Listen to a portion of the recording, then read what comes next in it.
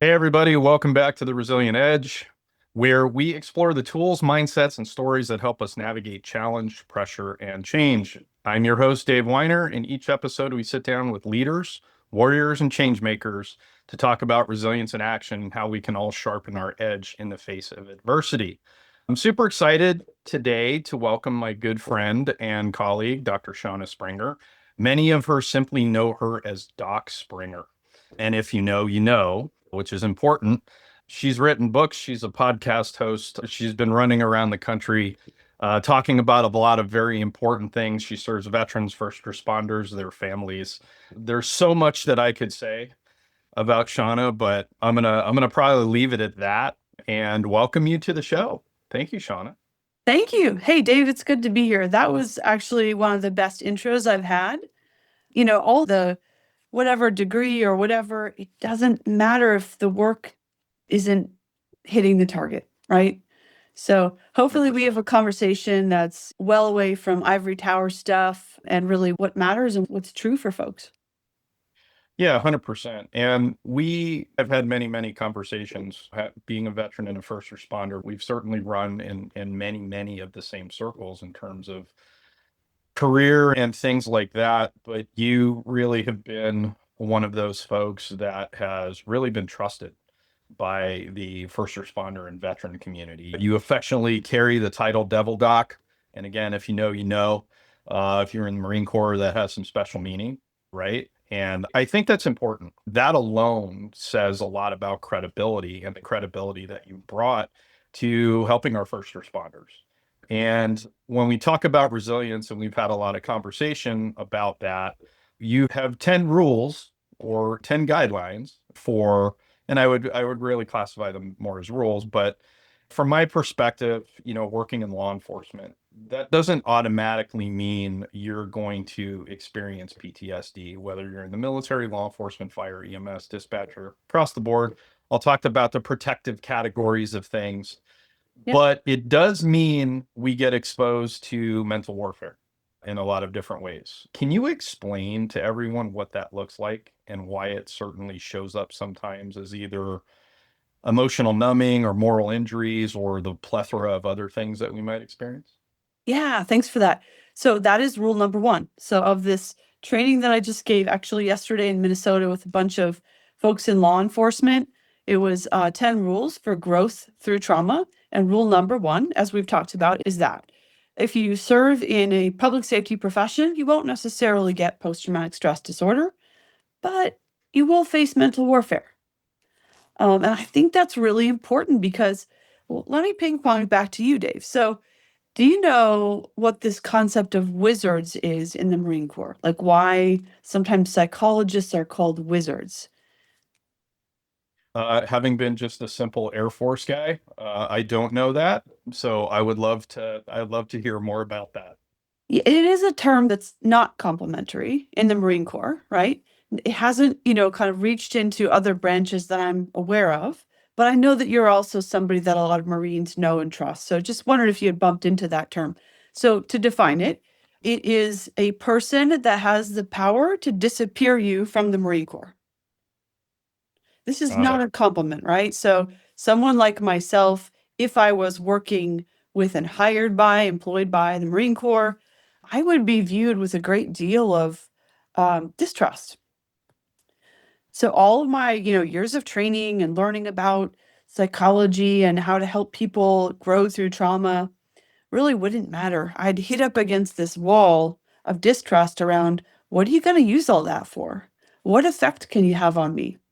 So if we think about kind of what's true now, and we think about the conversation about looking at someone assessing for whether they have post-traumatic stress disorder, the same kind of thing gets conjured up in public safety, where people are asking, if I get that diagnosis, does that mean I'm branded for life? Is that going to have career repercussions? And so I think, it's important to realize that actually in the research, a lot of people don't get post-traumatic stress disorder. When they do, I believe you're not branded for life. I believe it's not a life sentence. And with treatments and insights, you can heal. But the shift, Dave, I think is going from the PTSD conversation to what is true for most people. So when I say you will experience mental warfare, what does that mean to you, Dave? Like, what are some examples of mental warfare? You're a retired chief, you've served. What comes to mind? So there's a few things that come to mind, and I guess I'm going to classify it where I was in my career, Sure. right? I think early on, some of the mental warfare was that in some ways, us versus them mentality between line staff and command staff, right? Mhm. There's always going to be those kinds of things. There are the mental warfare of responding to calls for service where you're seeing a lot of things most people aren't meant to see. And there are some of those, sometimes you're going to have visceral reactions to those type Mhm. of things. And then obviously, and we've talked a lot about this, which is being a former chief, it's lonely at the top. And you have to sometimes you do feel like, the weight of the world's on your shoulders Yeah. and you are, how do I put this? You feel like sometimes you're alone in the battle because you have an image to project to your team to make Yep. sure that they're understood, they're cared for, all of those kind of things. And I know that's not consistent across leadership. We all know that. But the reality is I did Yep. my best in those circumstances, but there was always those decisions that you have to make that can be quite stressful in any one of those scenarios. Yeah.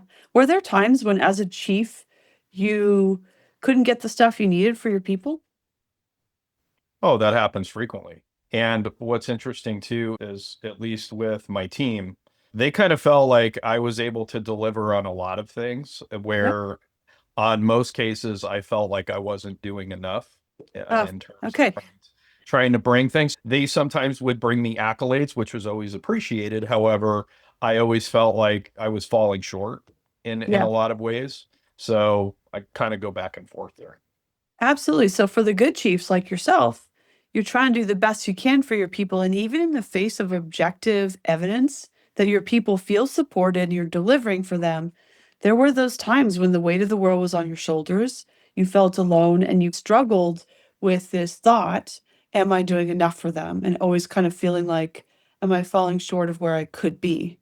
Due to a lot of times circumstances outside of your control. And that was reflected in an article that you and I worked on for Police One about the immense pressure, the relentless pressure of being in a leadership role and the kinds of mental warfare that come with leadership, which is unique and different. But then there's these other things you're pulling out, which is maybe developing distrust when you're coming up in the ranks between being on patrol versus the sometimes people in authority over you, or seeing stuff that you can't unsee, the images that get seared into your memory that even if you don't have PTSD, you could still have nightmares or very intrusive images, or barbecue might not ever be the same for you.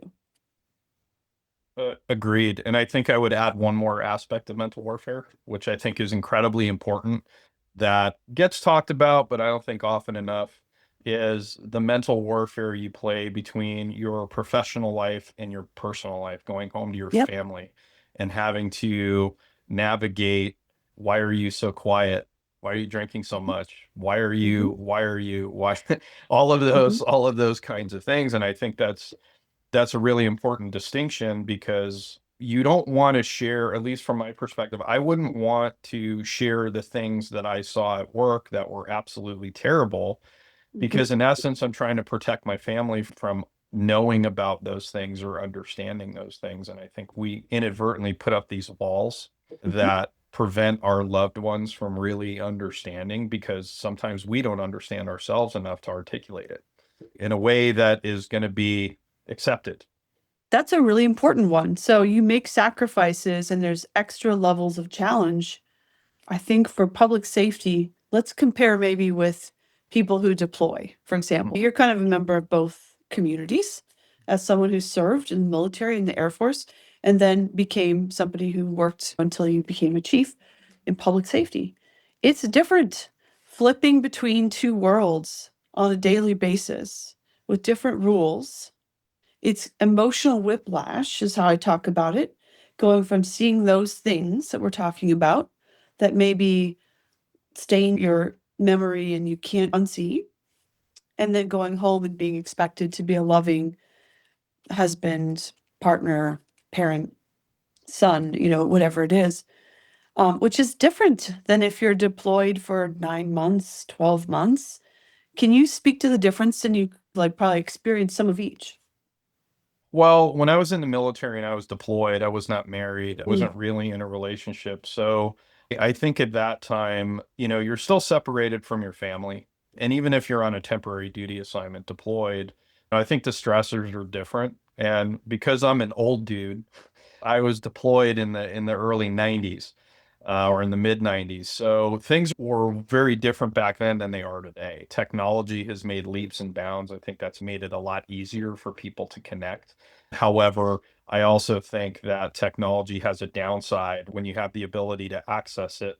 I mean, we do a lot of teaching for law enforcement, and I get law enforcement officers or firefighters or whatever that are also military, and they share their experiences where, hey, I was watching my kids grow up on Facebook because I was constantly deployed. And Mm. that can be a real stressor, but I think they're two sides of the same coin in some Yep. aspects. Whether you're deployed or working, 10 shifts of overtime a month for your Yep. agency, you're still away from home. Obviously Mhm. deployments are different. You're not going home at the end of the day, like you would be from an overtime shift. But the reality is you're probably not doing much interaction with your family. And I've been one of those overtime hounds in my career where I worked a lot of overtime, and it all takes a toll, all of it. Yeah. It all takes a toll. So, we can agree that whether you're talking about a protector defender path in the military or public safety, mental warfare comes with the territory. It puts a pressure on you, on your relationships, on your body, and really creates a much higher level of allostatic load, which is not a clinical diagnosis. It just means wear and tear on the body due to all kinds of different stressors. You have a much higher allostatic load than a lot of people in other professions outside of protector defender pathways.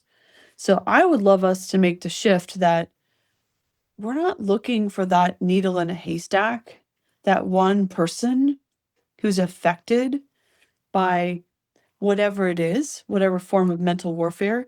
It actually comes with the territory, and you need to have an understanding of how to navigate mental warfare if you want to have a sustainable career.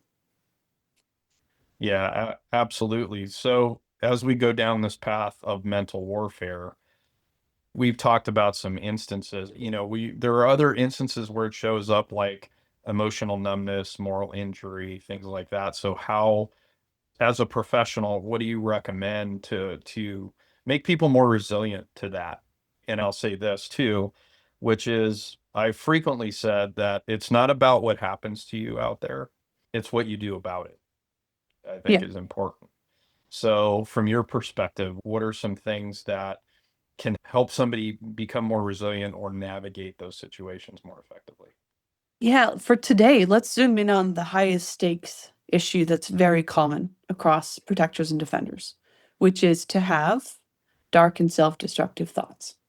Okay. It's part of the territory. I have not really met a protector or defender who trusts me, who doesn't acknowledge having some of those thoughts from time to time. Whether you have a thought and whether you act on it, or whether it's sticky, is a totally different question.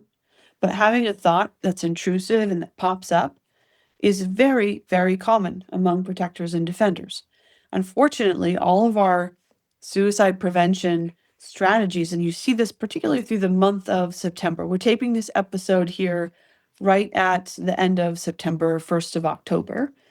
You see a lot of this messaging that's really based on this civilian model that we're looking for that needle in a haystack, that person who is leaking distress, and it just doesn't apply for protectors and defenders who are professionally good at compartmentalizing their suffering, who go home, as you said, and they sort of hold it all in because out of a protective instinct, they don't want their family to see the same things that they're seeing in their mind, in their mind's eye. So out of protection, they isolate themselves. They're really good at being operational, even when they're really struggling and suffering. So a lot of times, like what we need is to get traction with these thoughts, understand things like first, they're common. And to give a reason why we can kind of take the stigma out of all of this, it's, I think, logical that they're common. So if you look at what happens, for example, in second year of med school, second year med students have a phenomenon, well-known phenomenon called second year medical school student phenomenon, where they're reading about all these tropical diseases that are really rare and they're not likely to have. Things like leptospirosis and dengue fever, things that are transmitted by worms and mosquitoes and things that just aren't really common vectors in most of the places that they're exposed to. But because they're immersed in it and these things are really stressful, they start to think maybe I have these things. They become convinced that they have these very rare tropical diseases that they're suddenly immersed in. So it's an immersion effect, really, that we need to talk about. You can't go on patrol or be in a combat zone or exposed to suicides in the ranks and not have that be part of your mental landscape. It's just going to be part of the thoughts that you have much more regularly than if there's less suicide related exposure, whether it's people you know who are dying by suicide, or whether it's responding to calls related to suicide, or whether you're in dispatch. Dispatch takes calls from people who are in the process of attempting to take their own lives. We're trying to stop it. They are also exposed to this kind of content. So the shift needs to be, this is common. We need a different understanding than civilian-based approaches that have been rolled out in the last decade.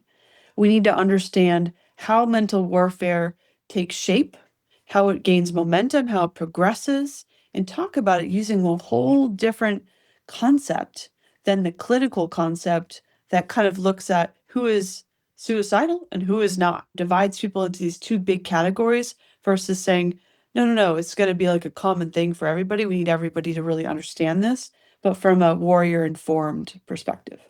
What do you think? You made a very valid point. As first responders and as a former first responder and veteran, we're pretty good at hiding things. Usually when a friend or colleague is, Dave, how you doing? I'm good. And that's a common phrase, I'm good. And sometimes we have to go beyond are you really good? Are you all right? Because I do have friends and colleagues, many of them have served in law enforcement, fire, EMS, etc. And there are times when maybe your average person, somebody that's never been in the first responder world, may have trouble picking up on certain things. But as a fellow first responder, there are certain things that I pick up on, language and other things that help me kind of understand, like, okay, this person's not their usual self, because That's it. the way I see it, everybody kind of has their baseline personality, and if their baseline personality deviates a little bit, not in a negative way, but just it's just something you notice, versus most of the other times. If you notice something, then I always say it's perfectly acceptable to ask, hey, are you all right? Everything okay? That could start a conversation. It might not, but at least they know that you noticed. And I think sometimes that's important to us as first responders, because sometimes people think we're just supposed to just run towards the danger and never talk about it. I mean, you bring up a really important point here, which is this. It's a humbling point that psychologists need to zoom out and ask themselves this question. In terms of detecting suicide risk in a population that's professionally good at compartmentalizing their pain, who has a tactical advantage?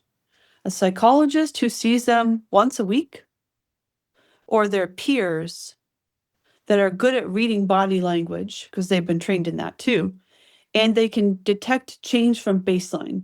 You want to look for change from the baseline personality. So if somebody's like a kind of quiet person, doesn't go out much, and they start like drinking a lot and going out partying, change in baseline. But it can go the opposite way. If somebody's like life of the party kind of person, and then they start getting quiet, and they're not making eye contact, and their personality seems to be subdued or diminished, who do you think has a better chance of catching that and getting somebody to talk about it in a way that feels safe. Obviously, I think it's going to be that first responder partner, however. And you know this to also be true, which is sometimes those questions aren't asked because the individual asking sometimes that doesn't want to confront their own Yeah. things either. You know, it becomes this, I hate to say it, but vicious cycle a little bit in terms of, well, we're supposed to have this mentality or personality or whatever you want to call it in law enforcement, fire, EMS, to Yeah. where we're able to handle things Mm. because that's our job. We're there to respond to all different kinds of threats, hazards, emergencies, etc.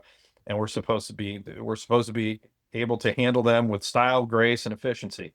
And that isn't really the case out there in a lot of cases. You know, I think it's super interesting, and I think it's encouraging people, especially first responders. Hey, if you notice something's wrong with your partner, ask the question. Don't shy away from it. Ask and be prepared. Be prepared for when they may unload, because here's the thing, and you can confirm or deny this, but you get one shot at that. And if you ask and they're like, I'm good, or if they start to share with you and you're like, or conversely, somebody may want to share with you and may say, "Hey, I'm having some issues," and you're like, "Well, I'm good." You know, we went to the same call together. You can inadvertently shut somebody down by saying, "Oh, I'm Yeah. good. That call didn't bother me." You're not helping your partner because maybe your partner didn't have a good time with that particular call. So, I confirm that. I confirm all of what you said. And people don't ask for a lot of reasons, and part of it is fear of screwing it up, right? I don't know if we get one shot at it, but I do think if you ask it in the wrong way, then you do increase risk for people potentially by getting them to clam up and shut down even more if you ask in the wrong way. That's actually why when I do this work with peer support teams in departments, I want to help them ask in the right way. I coach them. Here's how you ask. Here's how you set up the conversation so that it opens up space. And if the question was, how do we, to take your words, how do we address mental warfare head on? Because that's the harder thing to do. The easy thing to do is to avoid it and mutually prop up this myth of the invulnerable hero, right? When in reality, we're all resilient until we're not. And that call for you might be different than somebody else.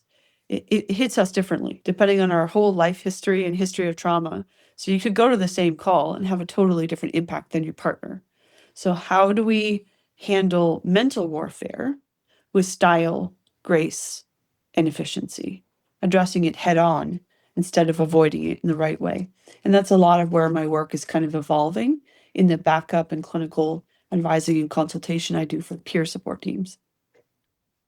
that's all really, really interesting. And I have kind of a side question, you know, Sure. for you. Do you think emotional intelligence plays a role in some of the things that you're talking about? Like folks that tend to be a little bit more on the higher EQ scale tend to be a little bit better at having those conversations versus not. And the reason I'm asking is because one of the things I know they briefly cover emotional intelligence at baseline training, usually in the police academy. Sometimes it just depends.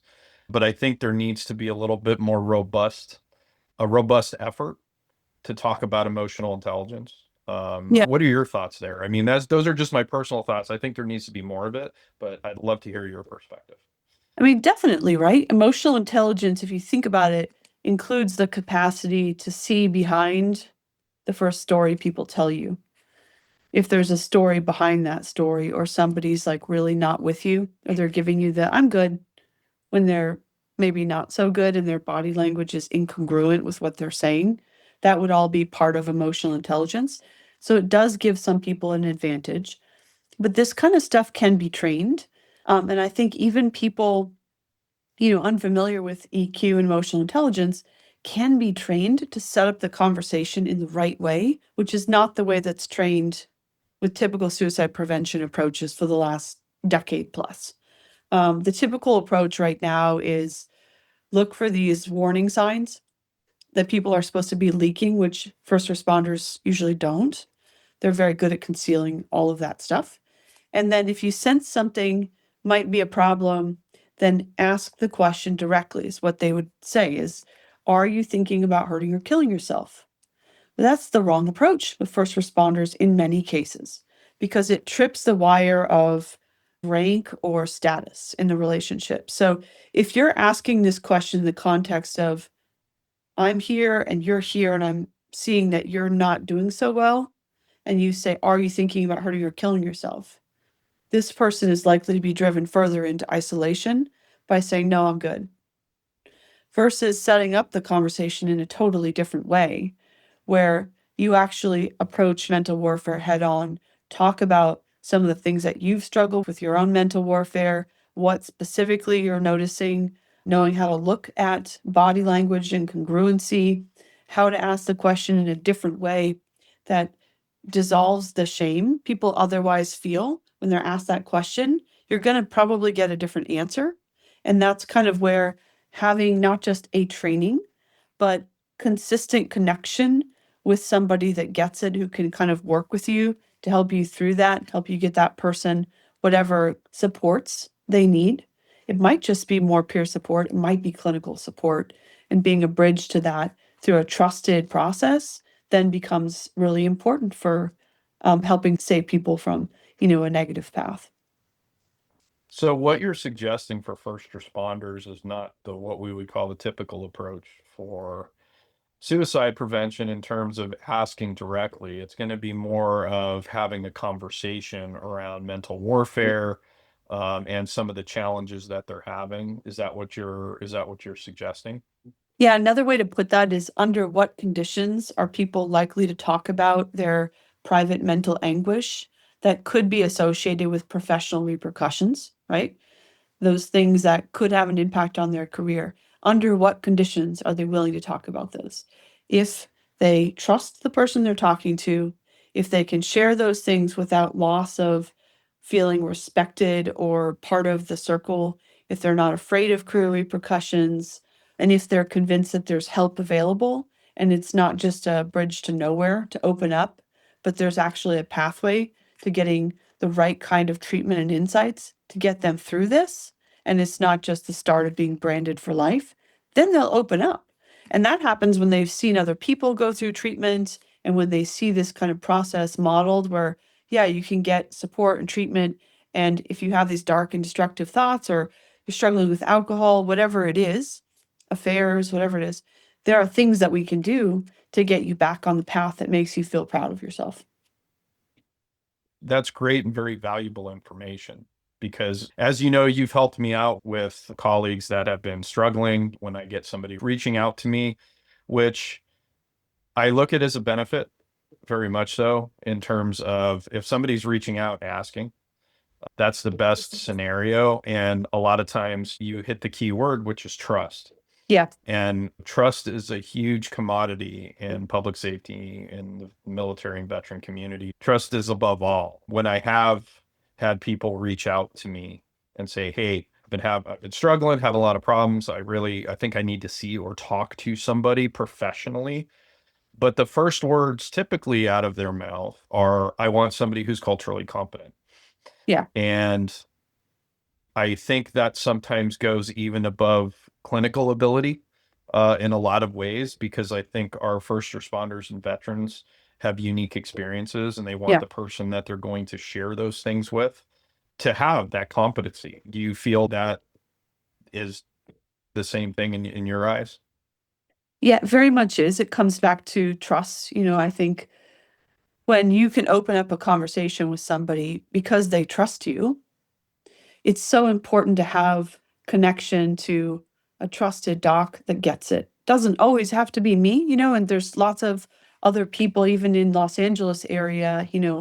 I refer to some practices that have lots of availability to take care of people clinically that have cultural competence, but there's a sweet spot that I'm finding in that partnership that I have. It's non-clinical. Like when we talk to people, I don't become their clinician.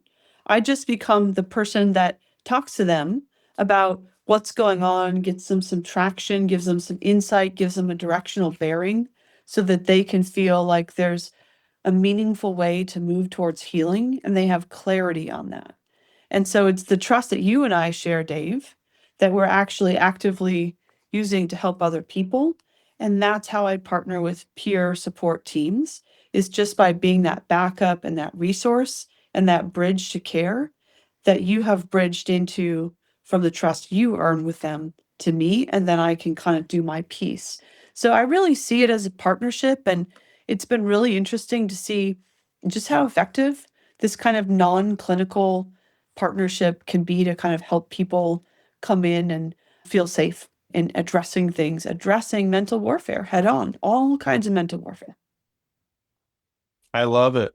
I love all this, Shauna. This is such an awesome conversation.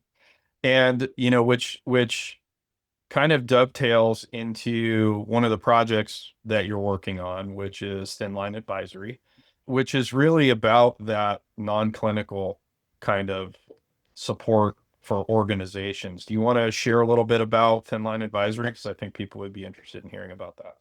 Yeah, thanks. Thanks for that. Thin Line Advisory is a newer initiative that I've launched in the last 6 or 8 months.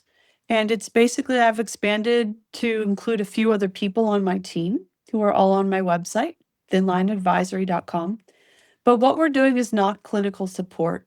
We're not proposing to be people that meet with people, do assessments, see who has PTSD, give a diagnosis, do clinical treatment, take medical notes, because so much of what people need, and especially command staff, peer support teams, really does fall into this area of all kinds of mental warfare for which there isn't a diagnosis. I mean, is there a diagnosis for going home and carrying all this like weight from the day and knowing, how do I share enough to not have this wedge in my relationship where I feel kind of I'm in solitary confinement even when I'm lying next to my partner in bed? How do I share enough, but not so much that my partner has the same nightmares I'm having or sees the same images? And there's a way to do it. And that isn't a diagnosable thing. And so I realized about maybe 8 months ago that a lot of what people need in public safety is not just clinical support. And it's not coaching. That's another thing, is I'm not a coach. I'm definitely not a coach. There are people that go through coaching certifications that learn coaching models. And for some people that can be very helpful. Coaches are not supposed to advise people. Ethically, they do a lot of times, but they're not supposed to advise people. But having a background and having subject matter expertise, I can advise and consult and provide really unique and specialized insights to public safety leaders and their peer teams. And so sometimes I'll be told to mentor these new sergeants, like mentor our new leadership, or meet with a 911 director, the jail commander, the chief deputy, and the sheriff. And so I have meetings with them and kind of be a force multiplier, or lead, not lead, because it's partner with the lead of the peer team in this kind of relationship you and I end up doing organically a lot, and take care of folks in a non-clinical way. Be a bridge to clinical care when you need to, because we're not doing that with Thin Line Advisory. But really, there's this like thing that is really necessary that nobody has been doing, that I feel I'm uniquely poised and have been doing with a few sheriffs and chiefs and peer support teams. That's been wonderful. And I'm just growing it slowly. I'm really trying to be selective about who I support, trying to find places where I can really be beneficial, that will be open to my influence. I'm not interested in working with leaders who are checking the box on mental wellness. That's going to be a short-lived relationship.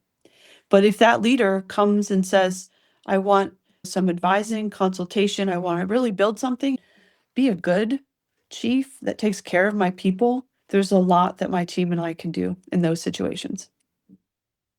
I love it. I absolutely love it. Shauna, thank you so much.